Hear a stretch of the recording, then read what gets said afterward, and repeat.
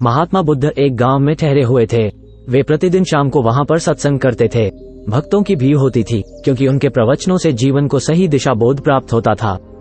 बुद्ध की वाणी में गजब का जादू था। उनके शब्द श्रोता के दिल में उतर जाते थे। एक युवक प्रतिदिन बुद्ध का प्रवचन सुनता था।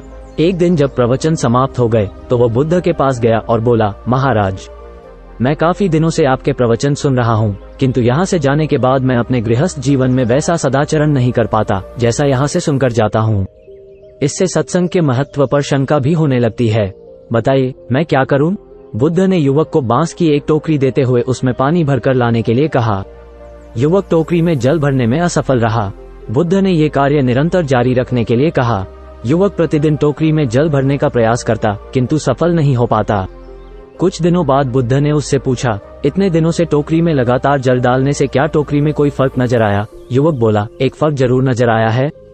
पहले टोकरी के साथ मिट्टी जमा होती थी, अब वो साफ दिखाई देती है। कोई गंदगी नहीं दिखाई देती है और इसके छेद पहले जितने बड़े नहीं रह गए, वे बहुत छोटे हो गए हैं। तब बुद्ध ने उसे समझाया, यदि इसी तरह उसे पानी में निरंतर डालते रहोगे तो कुछ ही दिनों में ये छेद फूलकर बंद हो जाएंगे और टोकरी में पानी भर पाओगे। इसी प्रकार जो निरंतर सत्संग करते हैं उनका मन एक दिन अवश्य निर्मल हो जाता है। अब गुणों के छिद्र भरने लगते हैं और गुणों का जल भरने लगता है। युवक ने बुद्ध से अपनी समस्या का समाधान पा लिया। निरंतर सत्संग से दुर्जन भी सज्जन हो जाते हैं।